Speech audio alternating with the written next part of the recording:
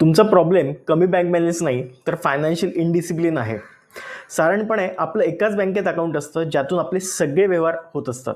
पण स्मार्ट वेल प्लॅनिंगसाठी एक नाही तर 4 खात्यांची गरज असते. आता ती कुठली? तर एक इन्कम अकाउंट म्हणजेच कमाईचं खातं असतं. तुमचा येणारा पगार, व्यवसायातून मिळणारा नफा, फ्रीलान्स उत्पन्न, इतर कमाई यासाठीचं हे खातं आहे. यातून येणारी कमाई याच खात्यात जमा करून इथूनच इतर खात्यांमध्ये आपण ट्रान्सफर करायची आहे.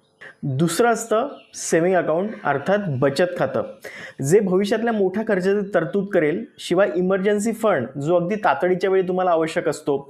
शिवाय मुलाबाळांच्या शिक्षणासाठी लागणारा निधी किंवा SIP, mutual funds, gold ETF, long term investments हे सगळं या अकाउंटमधून करायचं. थोडक्यात तुमच्या फ्युचर गोल्ससाठी हे अकाउंट असेल आणि सेव्हिंग करण्यासाठी हे अकाउंट असेल.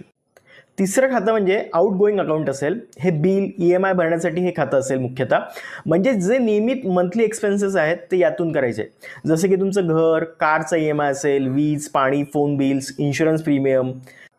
काही ऑटो डेबिट्स असतील तर ते या अकाउंटमधून द्या. म्हणजेच फक्त खर्चासाठीच हे अकाउंट वापरायचं आहे, गुंतवणुकीसाठी हे अकाउंट वापरायचं नाही आहे. आणि शेवटचं आहे ते स्पेंडिंग अकाउंट. हे महत्त्वाचं आहे कारण आपला बराचसा खर्च, नकळत होणारा खर्च या खात्यातून होत असतो. या खात्याला डेली पर्पजसाठी म्हणजे वैयक्तिक खर्चासाठी वापरायचं आहे.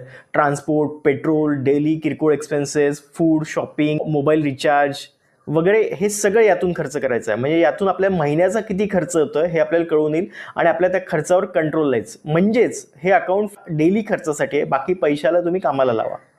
तुमचे पैसे या 4 अकाउंटमध्ये स्पष्टपणे विभागले जात असल्याने अनावश्यक खर्च तर थांबतोच, पण सगळ्यात महत्त्वाची म्हणजे आर्थिक शिस्त लागते आणि तीच तुम्हाला श्रीमंत बनवते.